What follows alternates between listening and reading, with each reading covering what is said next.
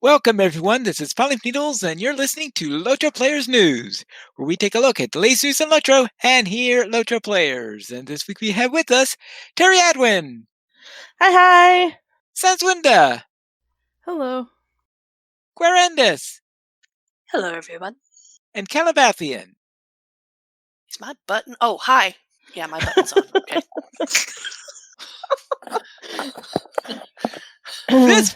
This week we have a great deal of news, so let's head right into it, and we'll be. We also have as our guest today, this week, a horse, random. Yes. I'm hoarse from yelling about the changes. Yes. We have Bower Update 28.3. We had a preview for that. I was almost going to say first preview, but even though they labeled it as preview 1, they're planning on actually releasing it next week. So it's Steam ahead. Apparently, we have Random a sheep. comrade. yes. As you can notice, there are one or two objections people have to some components of this update, which I'm sure we'll be hearing more about as we go through this. Loudly, viciously, virulently. Yeah. Well, all the I'm other hoping words. Sanswinda will save some of it for when we get to our article rather than in the original discussion here. Yes, some of it I did not comment on in my article, though, so... Okay. We'll begin with, first off, which is probably not going to be very controversial, Bower is available for early look at some performance changes intended to help during raids, as well as some monster play. Oh, okay, the second clause of the sentence, as well as some monster play balance tweaks. I have a feeling that we'll hear some questioning didn't do on. too bad of a job with that, but go ahead and Okay. continue. Yeah. All right, that's There's good more news. specifics on it below. All right. We will first go into, first of all, performance updates. And that means I'm hoping, well, actually, that's mentioned, Miska. We'll go down into the release notes. First off, quest, Elder Slade, March Gundabad, additional steps daily now properly specifies that only completing 4 of the 7 quests is required to advance it. It's good information to have. All right. And Elder Slade March and Gundabad additional steps daily no longer auto advances upon accepting the quest after completing it for the first time. So I how guess. do you even unlock that? Do you have to finish helping bears? Yes, you have to finish the whole call to war. And Sans tried on Bullroar, and it did not go well, so I was kind of hoping that maybe you weren't completely done and could, help me kill stuff. But yeah, I still have to help bears. By myself, even with a max ally and decent gear, I am way too squishy for that landscape. Well, when will we schedule that for then? I don't know. Because I might as well get those quests done also if we're... Yes. But after War Steeds will take priority. Okay. War Steeds will take priority. I'm sure Sans will be happy about that. We got one more week to War Steeds, and then so 2 weeks. Carrot before stick. War Steeds over bears and bros. No, I'm just.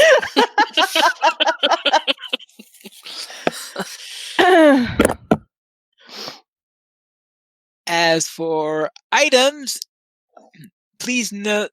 Actually, I'm not going to read these because there are also some changes that were done to it. So I think if I'm going to read this and half of it is no longer applicable, I think the first bullet point is probably still applicable. Okay. Physical mastery and tactical mastery values on legendary item titles are being increased across all tiers. Well, that's that I don't think we have a problem with. Yeah. Yeah, it sounds very good. Then they start talking about scrolls of empowerment and what they're doing with those. The numbers that they originally had on there are being adjusted to there. So I'll read the adjusted values rather than the Bullroar values. These are the ones that they're planning for next week, but who knows? They could change their mind between now and the release, I guess. Hopefully. Fingers crossed, everyone. Yes. Very well. Scrolls of Empowerment available to barter at Dol Amroth's Quartermaster will cap at max tier 44 since that is content that predates imbuement. Yeah, they had it at 35 initially, and some people on the forums were like, you do realize that 46 is like, 40 something is like the lowest that, you can actually get. And so like currently on live, you can have either tier 6 on an unimbued ally, or you can have tier 46 on an imbued ally. And there's like no tiers in between there. If the level cap is 130. So adjustments were made to their math. I have a feeling that part of this question was, of course, all the matter in Honor, where they have to worry about what's going on there, since in Honor we're just getting to imbuement level. I would guess so, yeah. Yes. Scrolls of Empowerment available to barter from the Rangers of Athelian Quartermaster will cap at max tier 59. Scrolls of Empowerment available to barter at Narnath in Minas Tirith will cap at max tier 59. Scrolls of Empowerment with a max tier 59 will be added to daily and weekly quests at the Quartermaster, Host of the West. Scrolls of Empowerment with a max tier of 69 will be added to Restoring the Three Kingdoms quest in Northern Mirkwood. Scrolls of Empowerment with max tier of 79 will be added to Protecting Bjorning's Elves and Woodsmen quests in the Vales of Anduin. The quest March on Gunabad Additional Steps Daily will award 2 Scrolls of Empowerment with max tier cap of 83, and the quest The War Effort Threats on the Battlefield will award 3 Scrolls of Empowerment with a max tier cap of 83. Yep. And I think this is where we activate Sans into rant mode? If you want to activate rant mode now, yes. That would be the place. Well, we could activate action might be best, unless there's something you really want to say that doesn't relate to your article. Since I know you have an entire article on this. That I've seen brought up on the forums and that I had myself. What about Wells? It's level 130 content. Are we going to be able to barter at Limlock? That would be nice. We should be able to barter, like, if they kept this up, there should be things for Minas Morgul and for Wells of Langflood, but neither are mentioned, so I don't know why.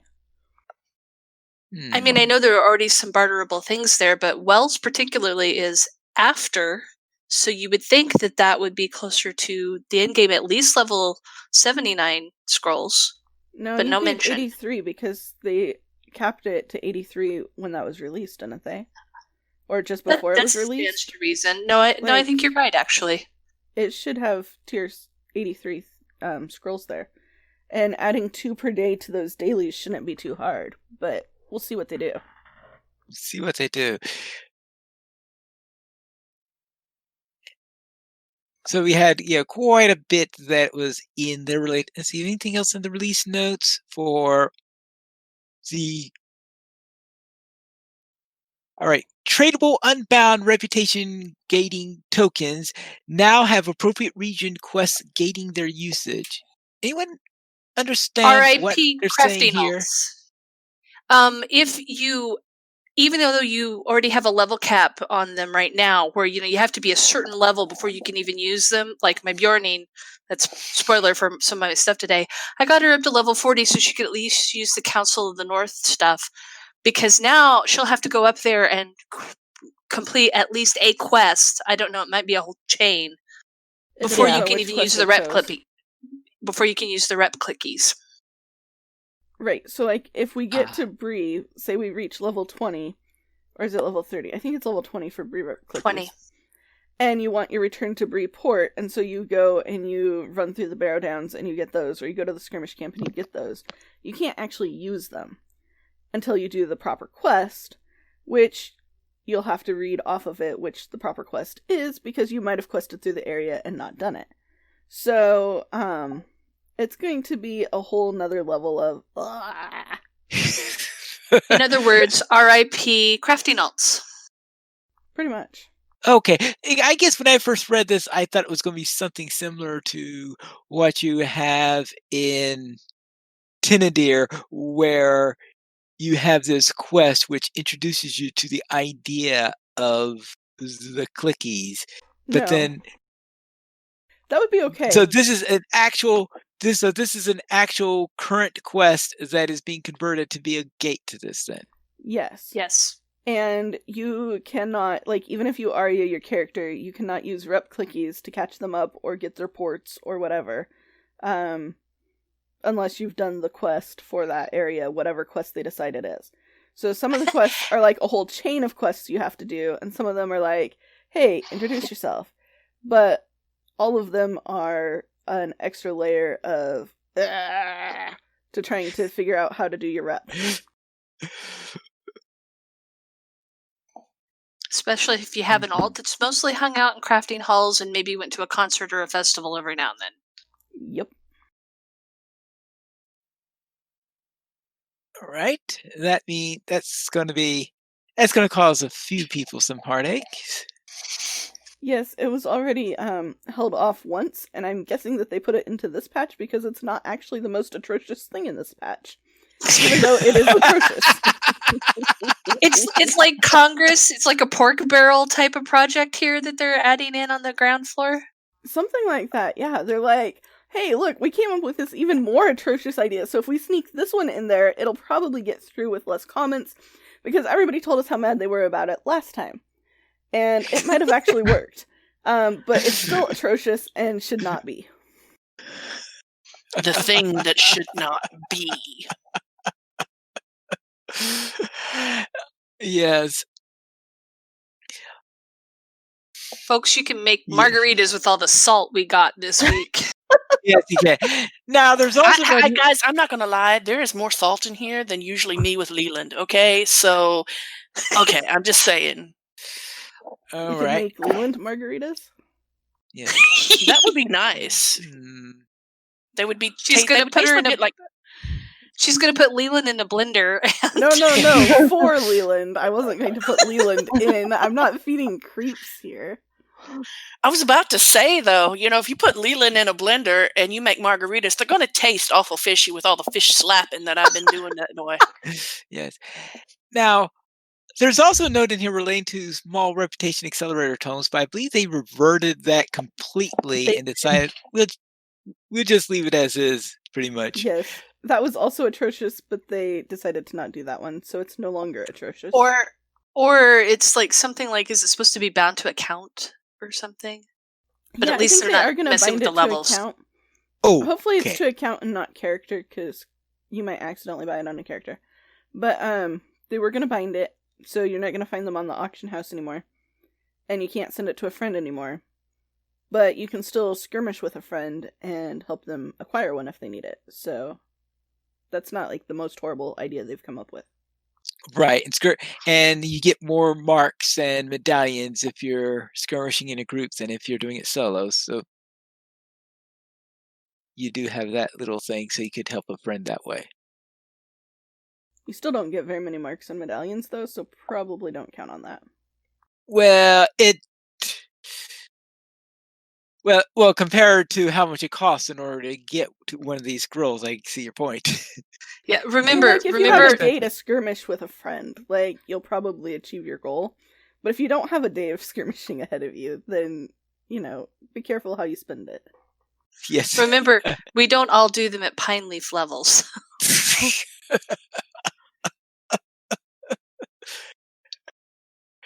All right. Yes, it does say the reputation accelerator scope will be bound to account on require. No other changes is what when they updated originally it was going to be bound to character, and they're going to add max levels and all sorts of weird stuff like that. Yeah, and that just doesn't really make much sense. Bound to account does make some sense. I suppose, if your account earned the skirmish marks, then your account benefits from it, but... Then, for monster play, general ratings for creeps toned down slightly to bring them more into line with average freep players until we can address freep gearing in the moors. So this was a nerf, and I was concerned by this, but it actually turned out to have been a little nerf. It's a baby nerf. It's enough of a nerf to make the freeps stop crying about the fact that we got buffed in the first place. But Right, but Vastin's comments sound like they're going to nerf healing more, and I hope they think about that pretty carefully, though, because, like, if a Defiler is actively helping us and they're healing us, we can stay alive long enough to kill the Freep, maybe? Yeah. I mean, one Freep can still wipe out 6 of us without these changes being live. So I hope they don't change that, because, like, heal tagging is a problem, and Vastin and the forums have addressed it a few times in this Bull Roar build. But healing somebody who's fighting in the same fight as you are is very helpful for those of us who aren't usually grouped with the healers, because they don't really like to group with wargs, and so we kind of do our own thing. But it's really helpful if when we all show up at the same fight, we can still be healed. So hopefully they don't mess that up too badly when they're trying to fix the heal tagging. We'll see. I'd like to see him fix it on the other side too, because healing on the Freep side is really ridiculous. Healing on the Freep side is way OP, but it's kind of necessary for raids.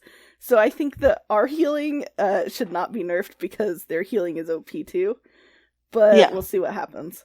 At any rate, the nerf does not seem to be assuming that the average Freep is running around without a maxed LI, so that's also good news, I hope. And for miscellaneous, patching via the launcher should go much faster, especially when you haven't played in a long time. I just like the logging in to be faster. It takes usually 2 minutes from clicking enter to my in-game character actually being on the screen where I can see the world and actually move. How fast was the Bull Roar patch? Since they're saying it should be faster, so it should have been a relatively fast patch, or it was really fast. I didn't time it exactly, but I started it patching, and I went to go do something else. I took the dog outside and grabbed a sandwich, I think. And I came back, and it had already finished patching. So, probably it took about 15 minutes-ish. And usually Bull Roar patches take, like, an hour or two, so... It might have been a small patch, too. I don't know how big it was compared to the last time I was patching Bull Roar, so...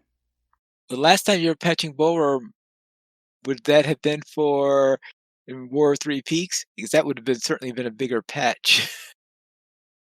It probably was the War of Three Peaks, which would have been a bigger patch. So it's probably an unfair comparison. But it was pleasantly short. Okay. And also clients performance updates related to targeting that hopefully will be helpful during raids. Depending on what this is, maybe it will actually be helpful in PvE too, because I would love to tab target not the furthest thing away from me. That would be really nice. Oh, yeah, that is all. Especially when the whole reason I'm tabbing is because I'm trying to tab to the thing closer to me. Yeah, tab targeting is very, very strange in what it decides you really want to talk to. Especially when you consider that, I would say, half the times when a hunter does something wrong, it's probably because of tab targeting, sending them to something that absolutely nobody in the raid wanted them to be targeting. Uh-huh. Mm-hmm. And that is the list for the update 28.3 preview. We are expecting 28.3 to come out next week, barring any unforeseen events. Please be unforeseen events. Please be unforeseen events. Please be unforeseen events. Well, considering when they're scheduling it for right now, it's not exactly a day where I want to see any unforeseen events. Maybe like unforeseen events as in they start planning something really nice for us and it puts off the update. That would be good unforeseen events, right? Okay, good unforeseen Or maybe event. like they try to do something that's not nice to us and their computer is like, and they have to start over. That would be okay too. Like, I would prefer if it was that it was delayed because they were doing nice things, but... So like maybe they're thinking about, getting that update set up, and before they can, a sledgehammer accidentally drops repeatedly on. No. I don't wish any violence to their property. I just want them to actually make things better instead of worse. That's all. Yes. The next thing I have linked is I do have in the show notes the Borrower Update 2023 preview notes, and after that, below that, I have the list of adjustments that were made after that. And what I gave you were the adjusted values that they are planning on there. We'll see what they actually have when we see the release notes next week for the actual release, assuming it happens, of course. But on top of this, I'm sure that Sans has a little bit more to say because she wrote this extensive article on level 100 legendary item legacy numbers, where I think she goes into excruciating detail of how long it takes in order to max out an imbued legendary item. Yeah. Okay, so for those of you who don't know, when you have a legendary item, it has different potentials. And so before you imbue it, like, you can kind of hover over the legacy and it'll tell you what tier it is. And I didn't really ever pay attention to that until this week, when I was doing this math. Like, I was like, oh, well, that's kind of nice. Like, it makes the points cheaper to spend than that. It actually translates directly to how many scrolls of empowerment you need. So the RNG when you identify your item has some effect on this. But once you've imbued your LI, you have two different numbers. Your first is your DPS legacy. And that, I believe, currently caps out, 27 unlockable tiers, 31 unlockable tiers, somewhere in that range. I'm not sure which is the most recent number. And then you have your legacy tiers, which currently cap out at a max of 83. They start at a minimum of 46. So, yes, you are not going to be able to use any scrolls that have a tier 44 on an imbued LI on the live servers. It just won't work. It won't accept it. It'll say you have no items on which you can use this. I tested it on Bullroar. If you want to keep tiering it up, you have to keep applying Amphila Scrolls of Empowerment or Scrolls of Empowerment of a tier that will apply to your LI. And, like, this seems fine. Like, there's only 37 tiers. But each LI has 7 legacies. Well, 6 if you get an LI and you don't really, like, care to put a 7th on it. But a full potential LI has 7 legacies. Each of those 7 legacies needs 37 scrolls. And that's only for your first LI. Each class needs at least 2 LIs. So right now, like, I've been telling you for the last, I don't know how many years, that for 42 days in Minas Tirith, you can max 1 LI. So if you're a hunter, you could max either your bow or your sword, but not both in 42 days. So it's going to take around 84 days to actually have your LIs ready for end-game content. Their current thing with the best, like the shortest route, even though it's the most confusing route, is to go through and earn the scrolls at each tier up to what you need. It takes the grind from 42 days for 1 LI all the way up to 99 days for 1 LI. 1 LI. That is a horrendous increase in grind for anybody who does not already have a maxed LI. If you already have a maxed LI, you might not care. But your friends will never be able to join you in endgame content or on the cool raid that just opened because they're going to be spending the next, I don't know, what does it come to? 6 months? 186 to 198 days just getting scrolls for their LIs. This isn't counting any of the Starlit Crystals for the DPS. This is just the scrolls for their LIs. And if you think, oh, well, like, there's a perfect solution, like, maybe they just want us to buy the level 120 Aria. That's actually not a good solution for this, because it only decreases the number of scrolls you need per legacy by 1. So, What? yeah. So, if you get this really cool Ariad Li that is really cool, like, they did a really good job making it so you don't have to grind for all the starlit crystals on it. You only have to grind for, like, 2 or 3 of them. Per Li, so only, like, 6 starlit crystals total. You still need 217 scrolls of empowerment for your cool level 100, imbued Li that you get with the level 120 Aria. That's per Li. You get 2 of them. So while you only need 6 starlit crystals for both Lis to be maxed on starlit crystals, you need 217 scrolls each for your Li to be maxed on the other legacies, which comes out to a whopping total of 434 scrolls of empowerment for your newly Ariad character to be able to have maxed Lis ready for endgame. That's insane. And, like, okay, like, even if they, like, dropped all of those out of the sky, like, that would be really nice, and you could, like, take your time clicking through them. But, please don't, like, save up your scrolls, because it takes 4 clicks to apply 1 scroll. And I tried on Bulroar, like, a year ago to max out an Li from the little guy running around that you can buy limitless things from. And my wrist was sore for, like, 2 weeks afterwards, and I could barely move it.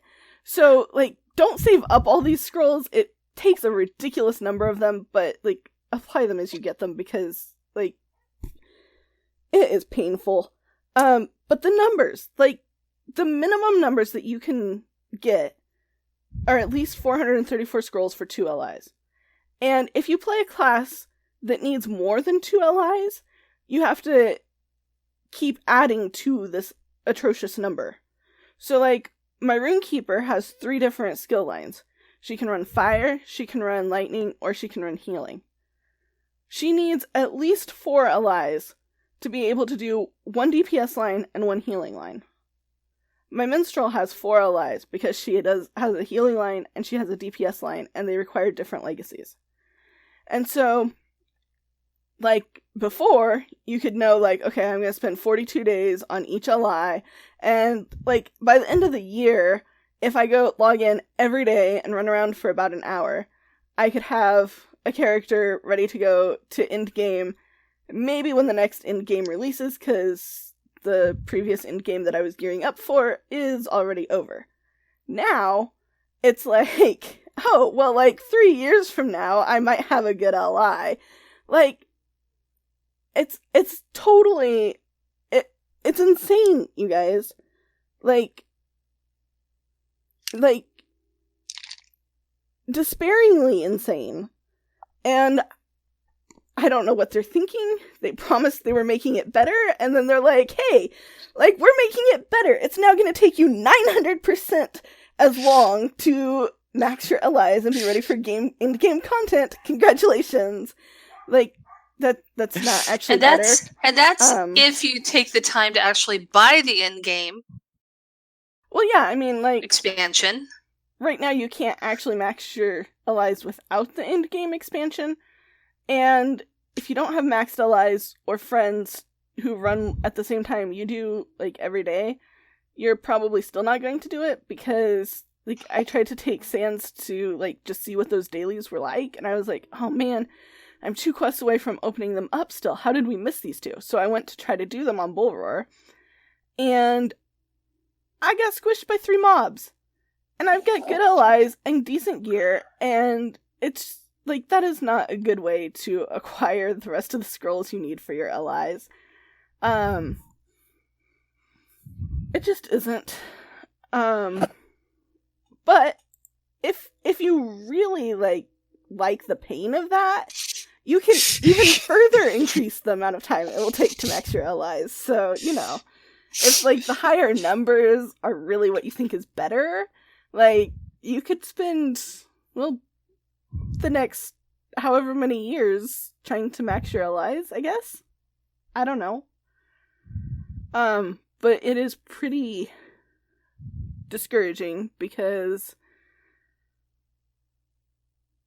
I kind of want to be able to raid with my friends again, and I have to finish getting my allies ready, and starting next week I can't. So I don't know what I'm gonna do yet. Keep hoping right now that they don't go live with this atrociousness.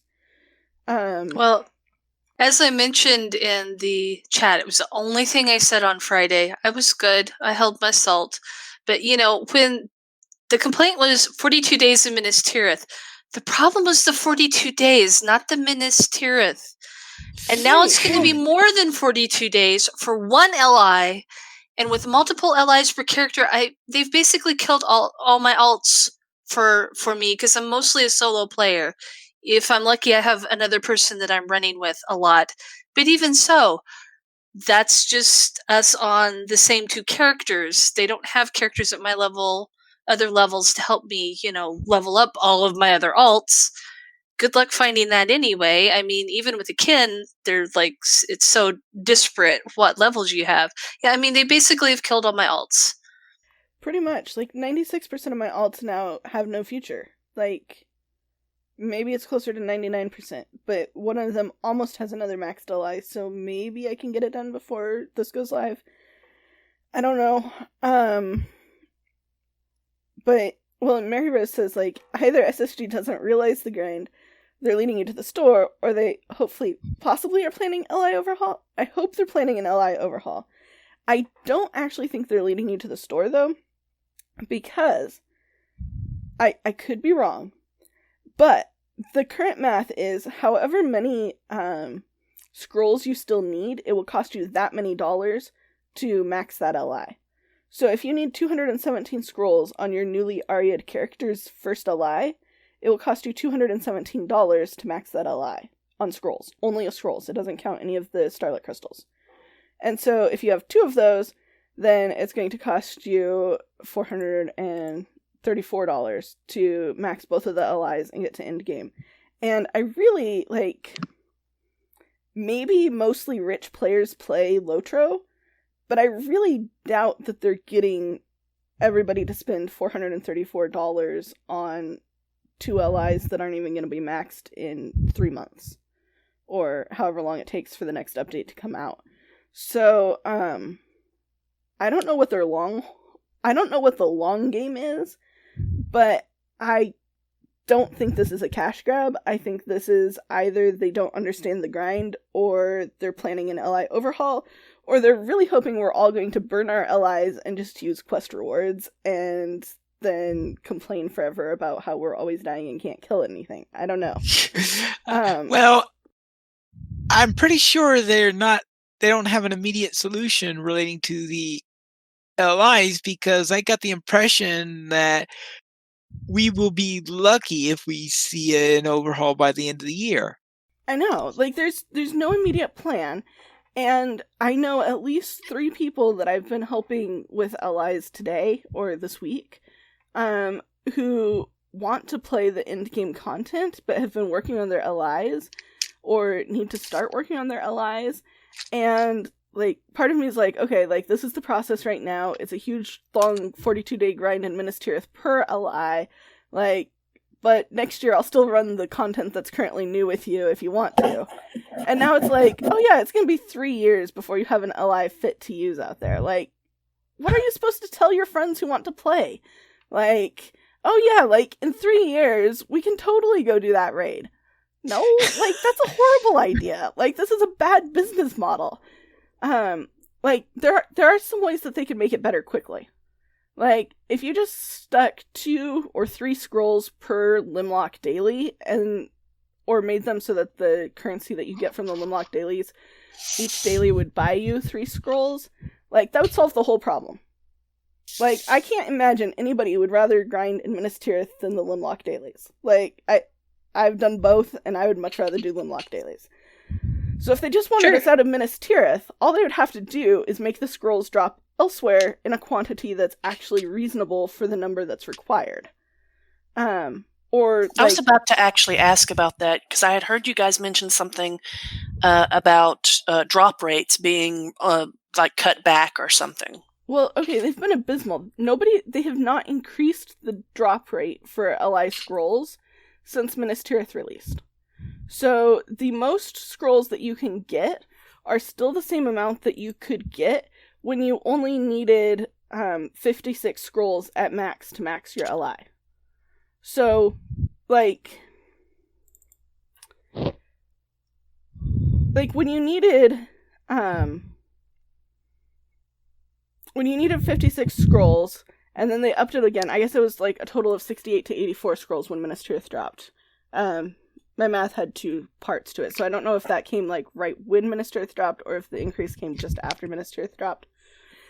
But it was only 56 to 64, 84 scrolls that you needed per Ally.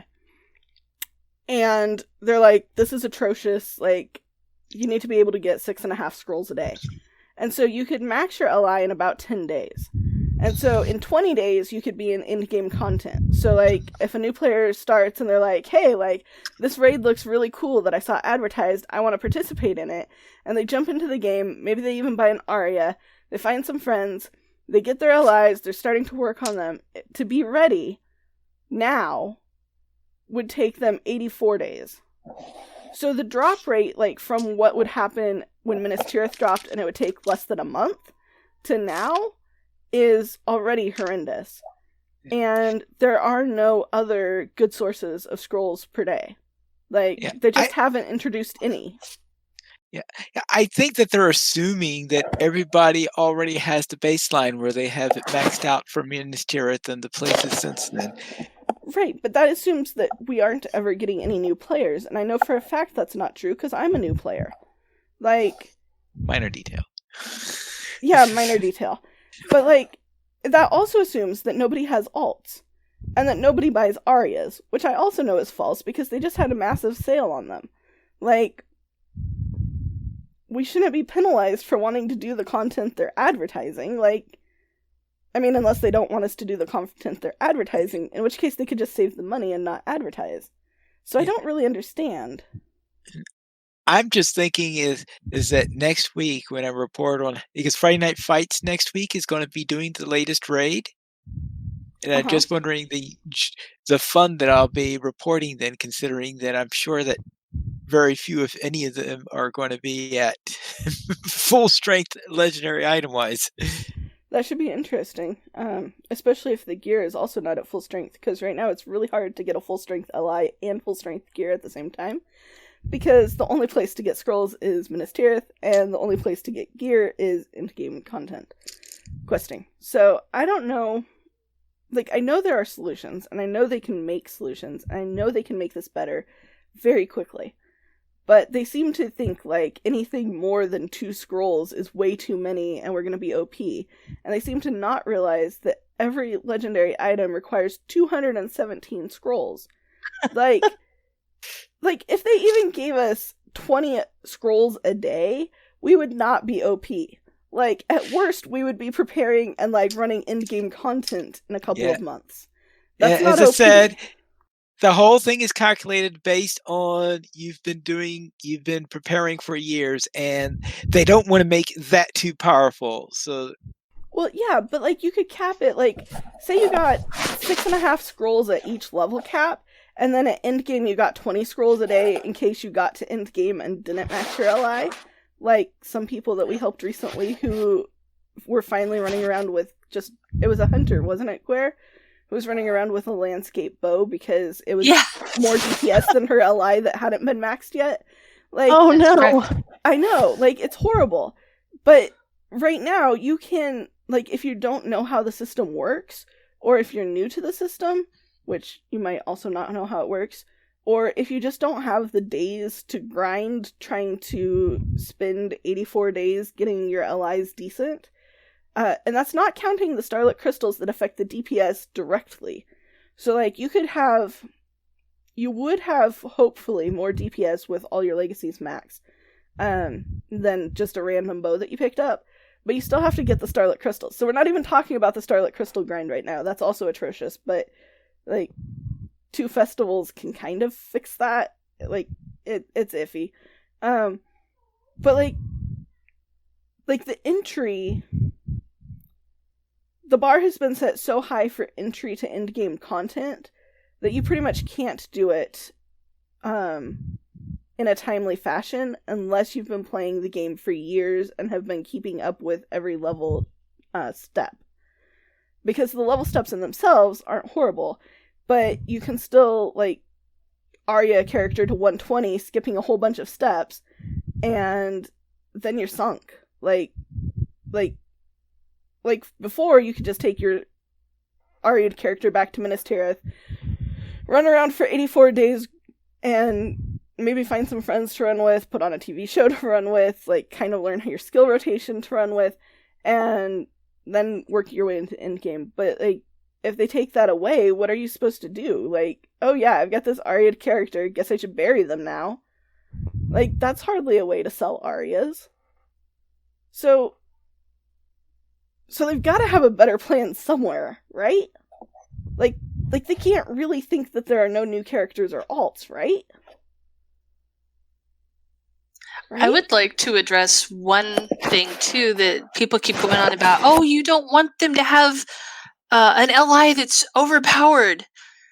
When I was coming up, by the time I was in Minas Tirith, I'd already hit 105.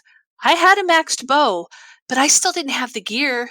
The maxed bow was the only thing that allowed me to keep going forward solo in those areas and maybe stay alive long enough to be able to get the rep, to be able to barter, to get the better gear. Yeah. We're not even talking, I mean, that's the thing too, is like a lot of this seems to be predicated from everything I've been listening to with their arguments, like on Cord or, from Sev or, whenever when they were talking about, they really seem to want everybody, they're wanting everybody to do the in-game content to do this. And most of that stuff, if you're going to get any sort of drops, are going to be group content. And I don't group content that often, especially not at in-game. Where is the solo player in all this? Where are the people that like had all this free time last year, took them up on their free quest packs, came into the world, trying to go forward? Now where are they left? Right. I just like we're left up a creek without a paddle and like headed toward a waterfall.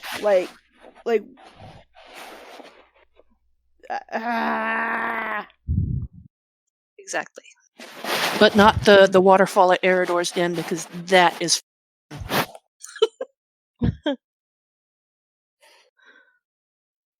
I think that's enough on that topic. Let's then head into the question of the Lotro market, where on the Lotro market, you no longer need to redeem a code. When making Lotro market purchases, your purchase will be directly applied to your game account.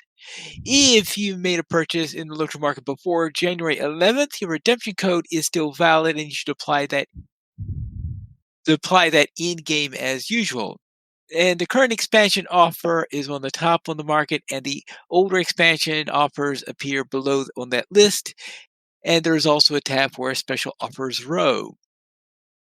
And at this time, there are 2 new offers in the Lotro market. We have the Lotro expansion trove found under expansions, and a new version of the Lotro starter bundle found under special offers. And you, of course, could find it at store.stayingstonegames.com/Lotro, where you could go and visit the store and see what's there for yourself. So they've made some changes there. Just remember, at this time, they are trying to work on ways in which you might be able to gift an expansion, but right now that's not possible because, as I just said, as soon as you make the purchase, it gets applied to your account. And that doesn't make gifting very practical. Like, you can't, like, be like, oh, hey, like, come try this new content with me. Oh, wait, you can't to anybody right now. So maybe it's, like, a blessing in disguise. It would be cool. I am going to assume that this relates to our previous discussion. Yes, it does. It would be cool for them to be giftable, but I hope there will be a path to max your allies before then, before I tell my friends, like, hey, look, here's this cool expansion. Haha, now you can't use it, you know. Oh. Well, I mean, you totally can if you wanted to be mean, but Well, you know, I wouldn't actually do that to any of my friends, and I would try to help them, but that's a horrendous grind that they just introduced. Or proposed introducing. It's not live yet, fortunately. 4 more days? It better be more than that. Give them at least the 42 days that it takes somebody in Minas Tirith. Come on. And then let's get into Lotro events, where they have updated the Lotro event schedule to include now the events that are for 2021, and they have events scheduled all the way until December, until the end of the year. So this, of course, includes the crafting XP boosts, your virtue XP boosts, your skirmish mark bonuses, your hobnanigans events, your festivals, the anniversary event, and anything else. Now, of course, this is all subject to change in case anything goes wrong and they have to make adjustments to it. But tentatively, they have the list of events that are scheduled for this year. And I just totally like how you said this, Pine Leaf. You were about to say December, and then you changed it to end of the year. 2020 taught us a lot. We're not going to say December is the end of the year.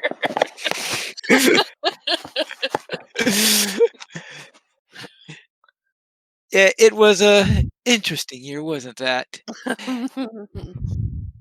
So Can we not our live next, in interesting times anymore? yeah. So the next major festival will be the Spring Festival, which is scheduled for March 18th, right after St. Patrick's Day.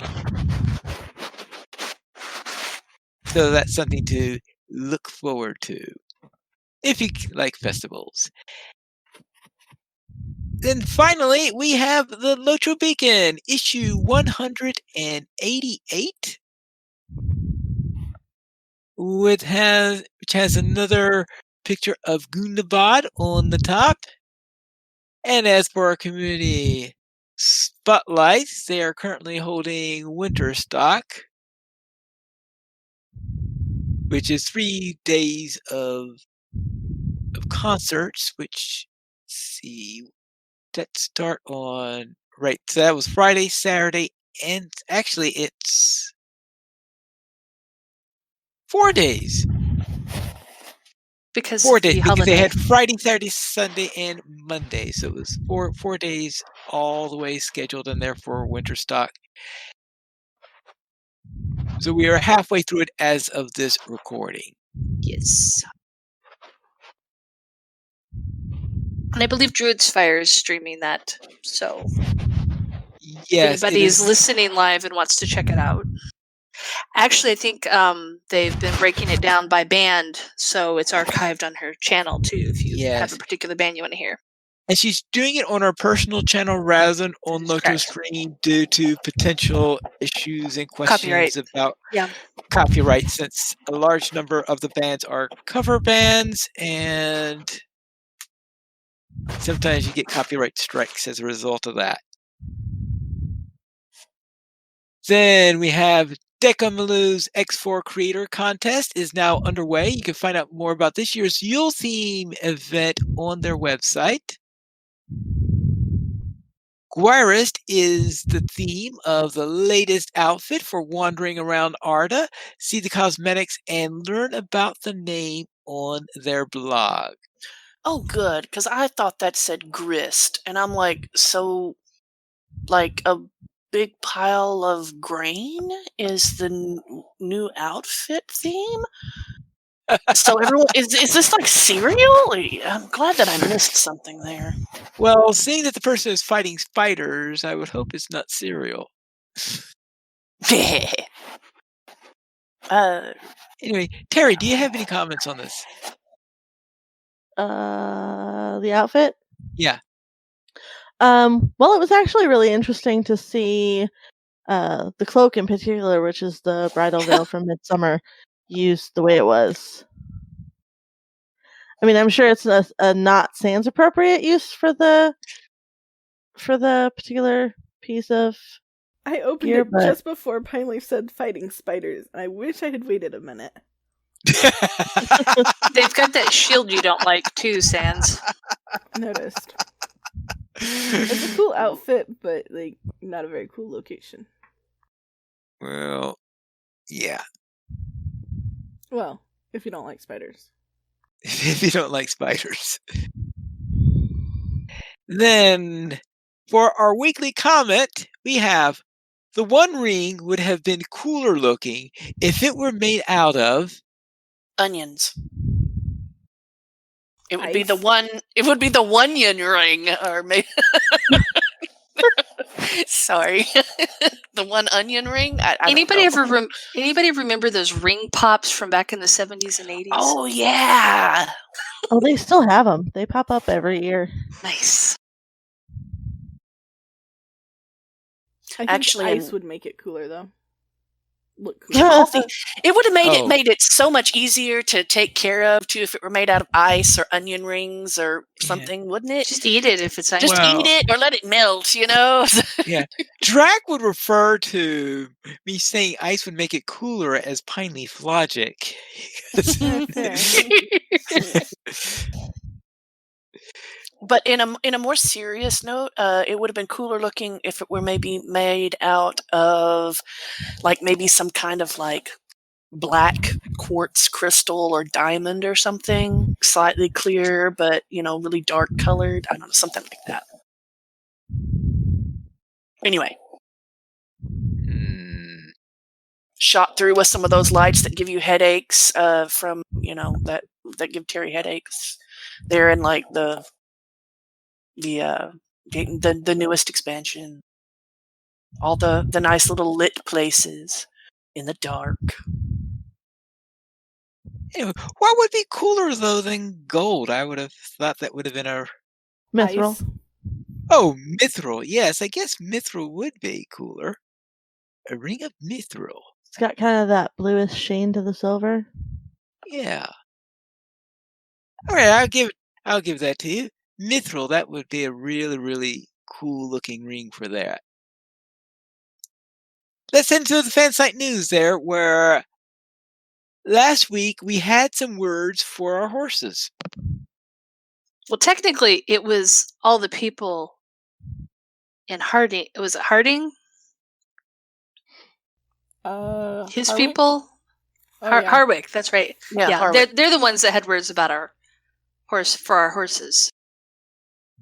Anyway, They also like to talk a lot about elves, and I run my elf through there, and I'm like, excuse me, sir. Yeah.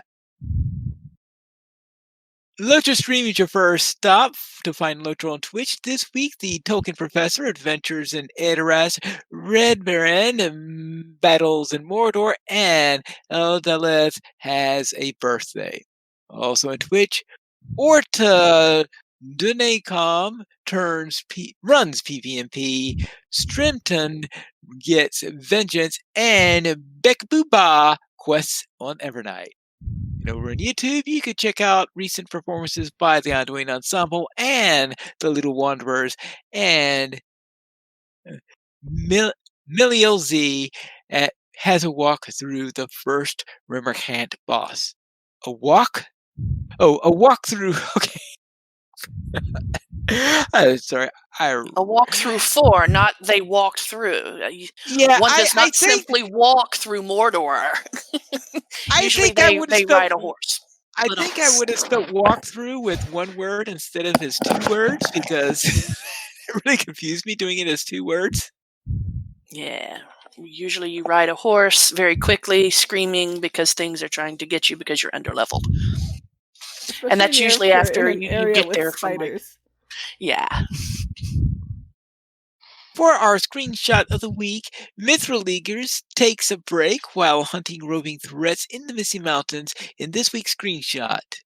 Thanks to Jimmy for posting it on Twitter. Send in your screenshots by emailing it to lotro@stayingstonegames.com. And that concludes Lotro Beacon number 188. And that concludes the game news. Wow, we're almost an hour into the show. Yeah, I mean, we had to do something after last week where there was absolutely no news.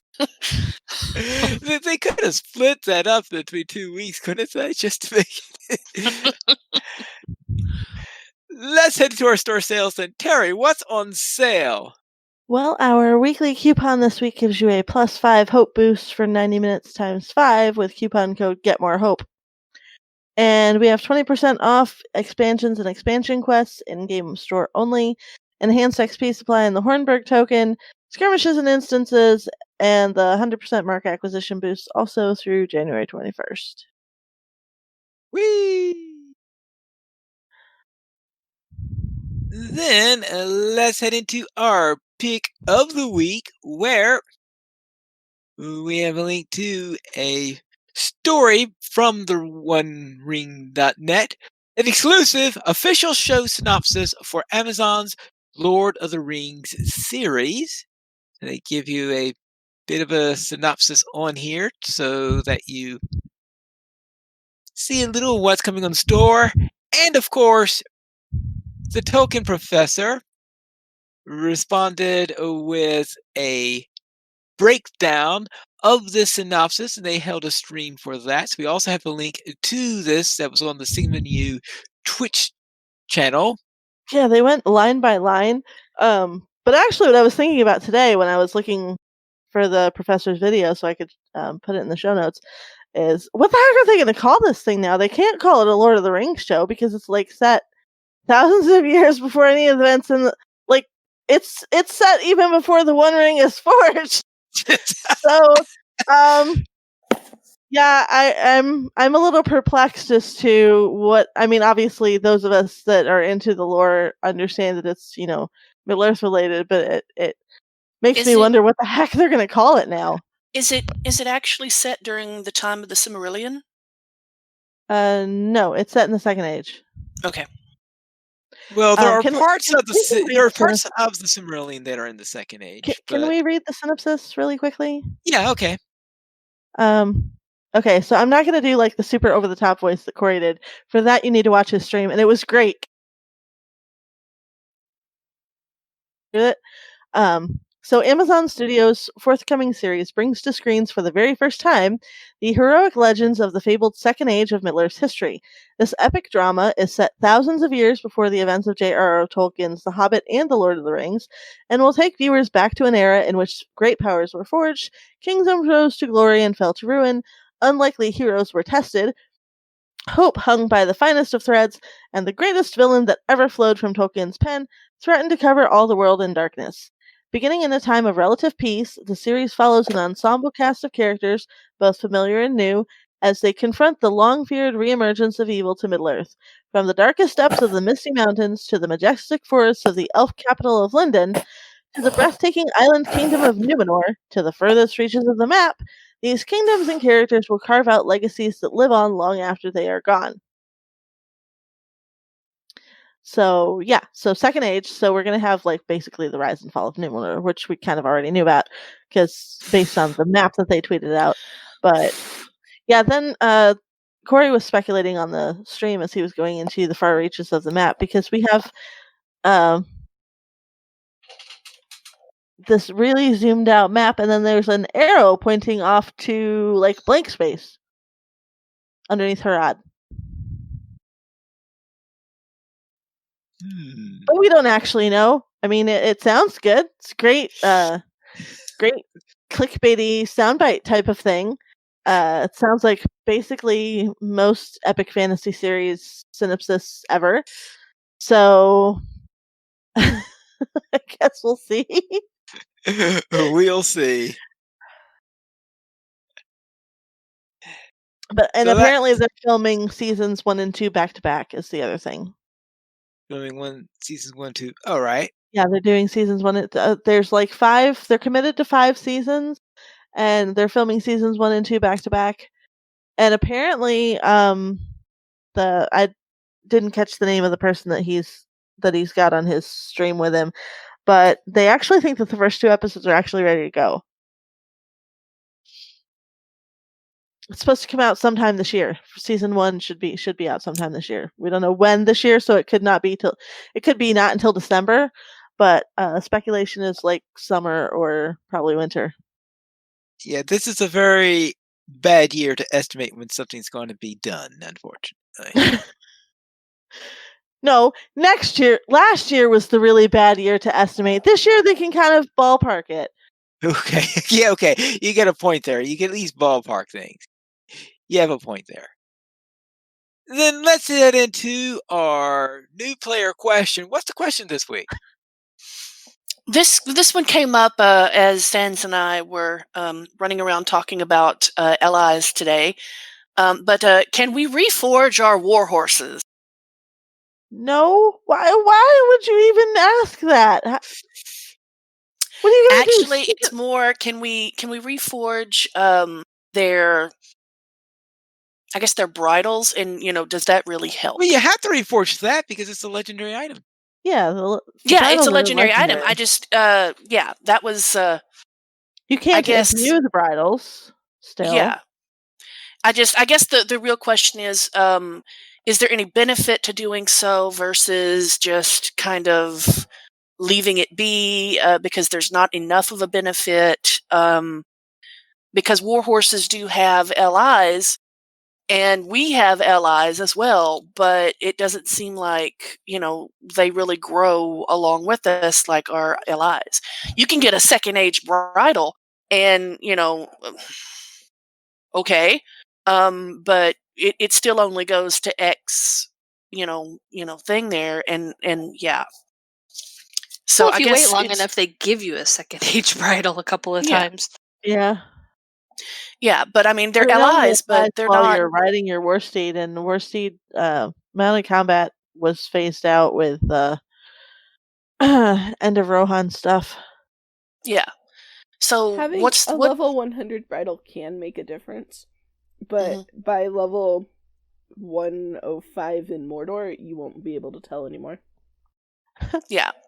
That was kind of, I guess, what we really kind of came up with was, you can get a little bit of benefit, but I think the whole thing was, just every time the bridle maxes out, you go reforge it and until basically it's maxed out, and there's not really much anything you can do with it. But for a new player who's looking at the bridles, going, "Oh, hey, it's another LI," yeah. Relics. There's a different. Yeah, that's about the only thing you can change after a certain point. So you could improve the relics, but only to a certain point. Yeah, you can't. The relics that I ignore on the bridles. Yeah, those ones because they take a ton of shards and other stuff to meld them. I actually tried. It took like 3 weeks. And yeah, I one of my other characters was riding around at level 120, I think. And I finally realized they didn't even have a bridle, so I went and got them one just so that their LI list would be complete. And then I forgot to reforge it for like another month. But it didn't make that much of a difference at level 120. It does help a little bit with like their evade and other things, but at 120, if you're not on a medium steed with using sacrifice, it'll be one shot by the aura around anything anyway. So yeah, Luanori in the chat said a while ago he gave his main 100 first stage bridle with all the best legacies and runes, and the main combat markedly improved, but yeah, after a while it hardly matters. Okay. But yeah, I actually phrased that to Sans at the time as matter. Can we reforge our war horses? So sorry, I didn't mean to interrupt you. Go ahead. Oh, I was saying it might actually make a difference if you're doing mounted combat. Oh. You'd have to test that, though. Yeah, to see the fury bonus and all that. Right. And we're also eager for testing mounted combat. Well, yeah. Yeah, you mean this thing that I avoid like the plague? I haven't gotten mounted combat to work very well in, like, Mordor Besieged, so I kind of stopped trying, and I mostly use it for transport now.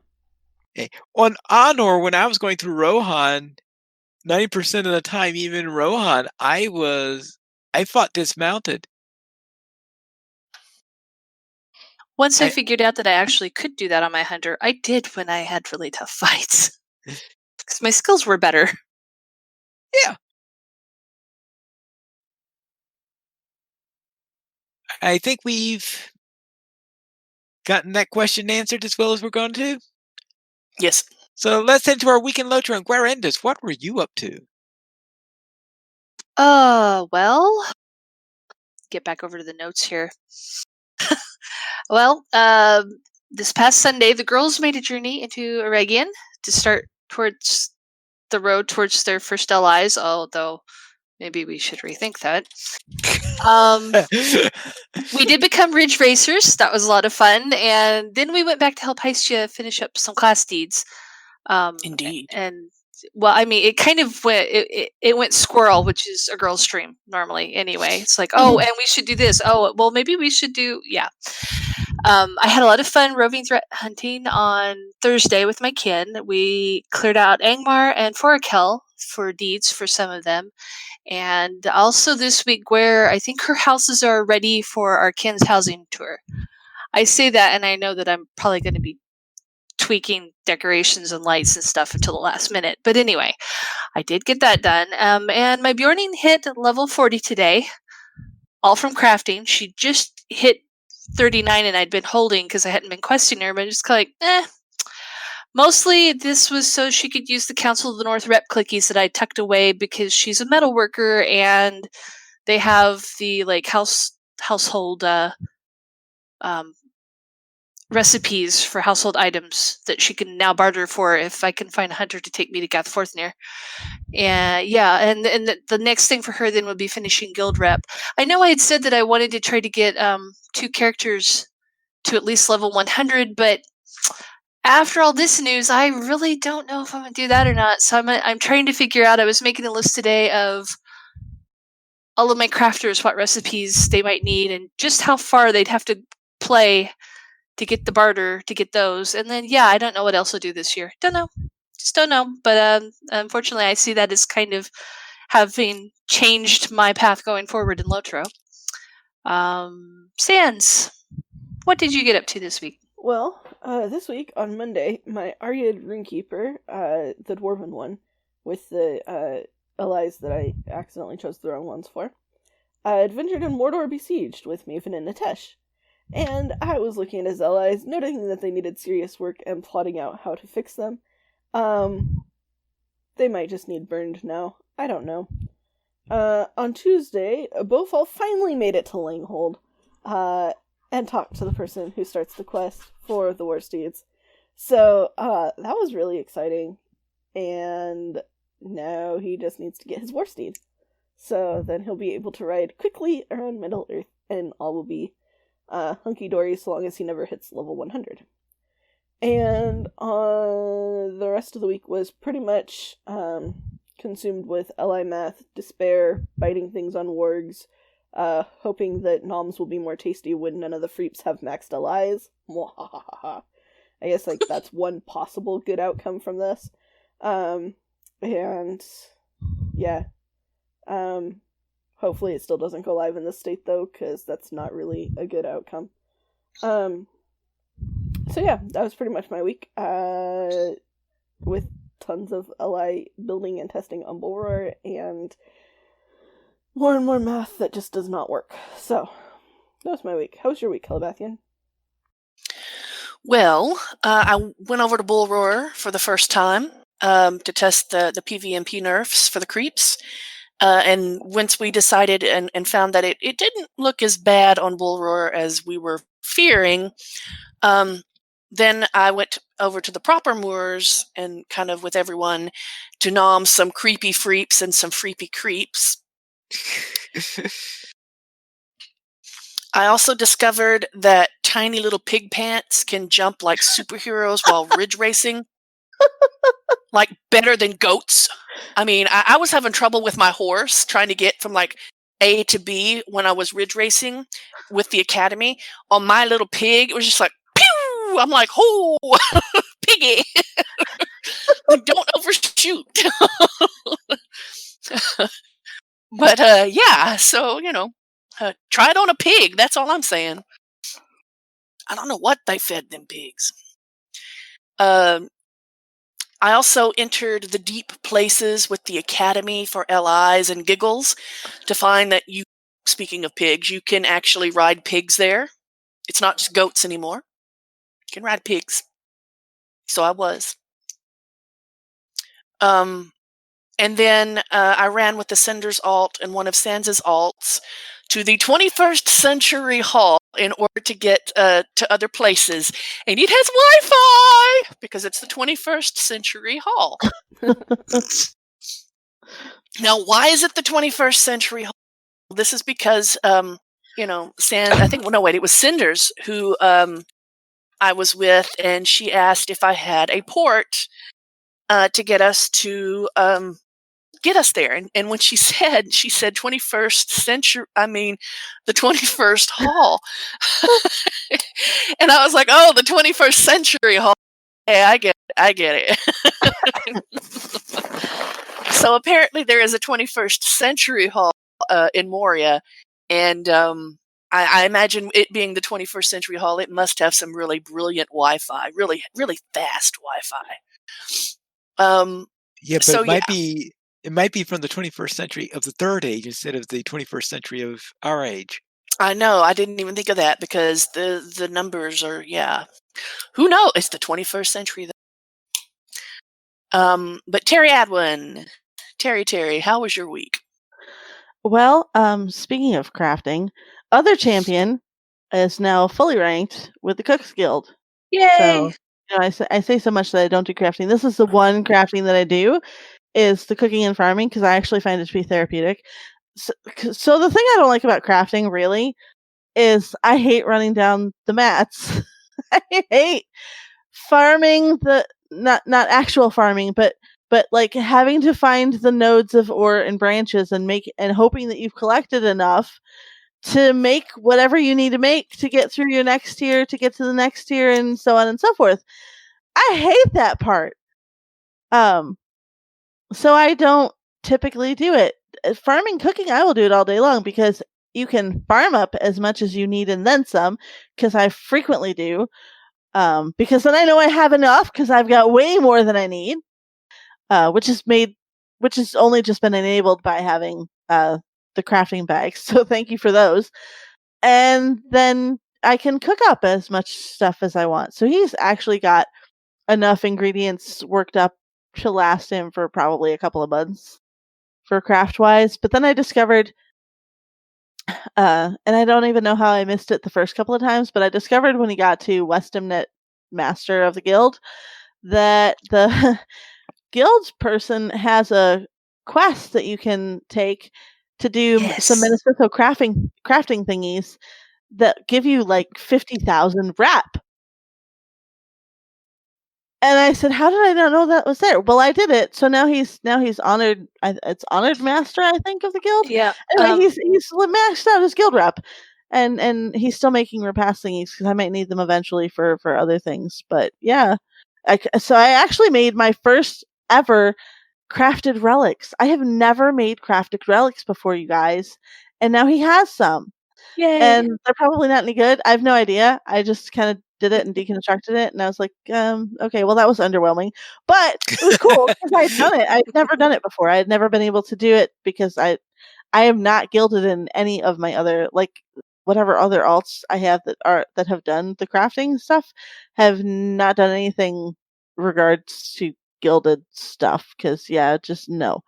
I did it once and I was like, yep, not happening again. So, and then Axley and friends did some exploring in Rohan, and then officially TM arrived in Rohan. So we did the quests leading up to going to Langhold story-wise. And then I said, well, before we actually do any of that, let's go to the bridge that we skipped a couple weeks ago. because we weren't there yet for the story, and we went and talked to that guy on the bridge who welcomes you to Rohan officially, and he sends you back to did Langhold have a too. ring. And he did have a ring, and we took the continue quest, and we went back to Langhold, and we've been officially welcomed at Langhold. And next week we will finish that craziness and get war steeds for that group, and then probably go back to finishing out Elder Slade stuff because we still need to help bears. I don't want to. Me neither. My Arkenstone Runekeeper ran with the Academy and made it into Moria, and this was interesting because it involved running a skirmish responsibly with Pineleaf, except we got into... So what happens is this group gets together, and somebody says skirmish, and Sans says okay, and she passes lead to Pineleaf. Because He's if the you're going to most skirmish, you responsible. let Pineleaf pick it. So he did that a little bit for what we were going to do, because we needed to get our allies leveled up to the first 10 levels of the stuff so we could continue on and get into Moria proper. And so he thought maybe Thievery and Mischief, but with a group of 6, that's really not a good one to run because that boss fight sucks with 6 people. So we settled on Trouble in Tuckborough, which was great, actually. We did about as well as could be expected because this is the Academy group, which isn't the Squirrel group that Girls is typically, but it's only the next step down of Squirrel. So Girls is squirrels with coffee, and Arkenstone is just squirrels. I think Arkenstone is really just more. It always seems to me more like herding cats. Like I used to make that comparison with Girls, but Academy kind of really is because at any given point, if we're not like super laser focused on what we're doing, and I'm yelling at everybody that we need to be here, right now, there are 6 dots in 6 different places. Case in point, we got into Moria because so to get into Moria, you have to do a solo only instance. So we break up the group. And then as you get into Moria, you're slowly added to the Fellowship. And as we were adding people back to the Fellowship, I'm watching dots go all over the place in the Great Threshold. Because, we didn't just go in and wait by the NPC. No, we wait by this person goes here and somebody goes here. And I'm going to the Delving so I can reforge and, fun stuff like that. And we did eventually get organized just long enough to do the first handful round of quests and buy into a campfire, and then we logged off in the Delving. We actually ended up at the 21st Hall, because 21st Hall you can get to from the kin houses, because the kin houses is where we typically wind up getting our stuff from Linda before going out adventuring. And then I actually can't believe that Calabathian didn't talk about this. Celeborn and Gelabrilith, speaking of being in Rohan, they're really focused on doing the Volume 3 stories so that we can get through it and into Gondor so that Celeborn can actually finally catch up with people so that he can play with the Tuesday group. That's actually the overall goal of doing stuff with Celeborn. Sorry about but your it's not Celeborn. Hopefully it'll get better. It's not a picnic to run all of that stuff solo. I know because I've done it on multiple occasions. So yeah, we made it to Aworth and a really awkward family dinner. Because that's... Yep. It's got to be one of the more awkward moments in the game. Honestly, is when you get to Horn's house and his dad is really not the most welcoming person in the world to you or anybody else in the group, especially if you happen to be an elf, which Celeborn is, and they, the Rohirrim don't really care for elves all that much. So, and my question stands again. So we have Ingbert and Ingith and Ing something else is the older brother, and then we have Horn. How does this naming scheme make sense? Obviously, the mailman's son. Well, I'm actually wondering if Horn is like a nickname that he basically gave himself and insists that everybody calls him, rather than, like, his given name is probably Ing something or other, but it sounded too much like his older brother Ing something or other. So he's like, look, I'm a minstrel, I'm a bard, just call me Horn, even though I play a harp. Yes.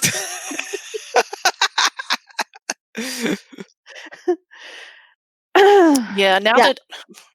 that you mention it, trying to get me up there to the Tuesday group, everyone was talking about tearing up, and all the math involved is making me tear up. So, That's okay. but yeah, Well, see, the great thing about running in that group on Tuesdays is that if we end up with 4, then we have two groups of 2. And with 2 hunters in the group, we won't be fighting over who's going with the leafy feet. And if you end up with Terry Adwin, she doesn't actually need hunter backup. She needs hunter leafy feet. So you can coast The problem, and let her though, kill things. the problem though is when you get to the solo only instances that always Yeah, involve those fighting. suck. Yeah. Yeah, they suck. That is true. They really suck. But yeah, that's the overall. It's going to take 3 years for him to max his LI. It might take us that long to get through the content, so he's there anyway. it's true. So yeah, that was my week. How about you, Pine Leaf? All right, I'll begin with my honor warden, who received a saltwater swimming lesson courtesy of the Corsairs. I know which one you're talking about. Yeah.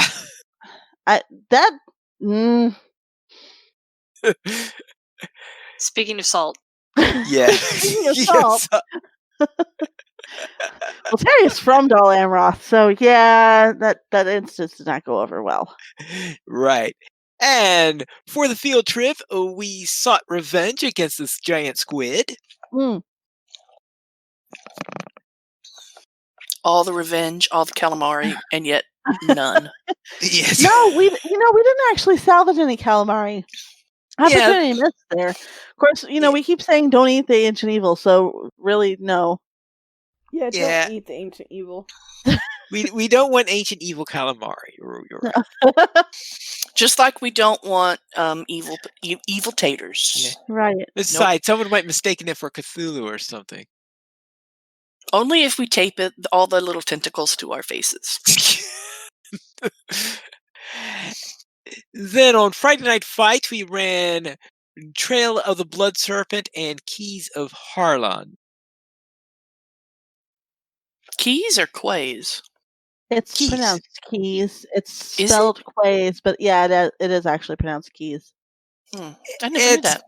Yeah, it's the printers thought that spelling it like the other word key would make it hard for them to tell which one they meant when they wrote it down, so they decided to change the spelling for us. Well, they're not wrong, because I thought keys like Keys. Yeah. A big lie. No, that's English is weird. Oh yes, English is very weird. Yes. Now we also have in News Beyond Lotro, Darren Loremaster has another poem, Boromir in Rivendell. In Rivendell that day had been much talk. Said Boromir, one simply does not walk into such lands as Mordor.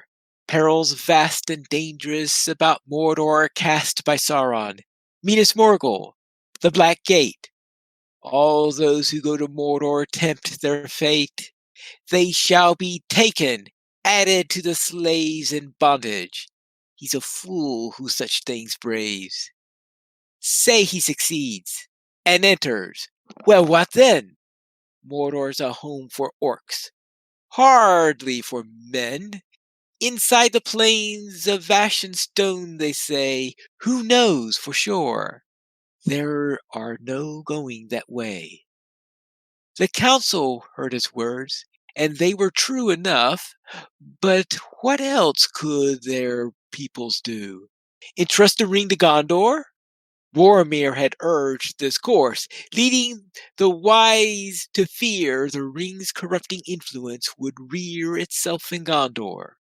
The ring was no toy. The ring was evil. They must it destroy.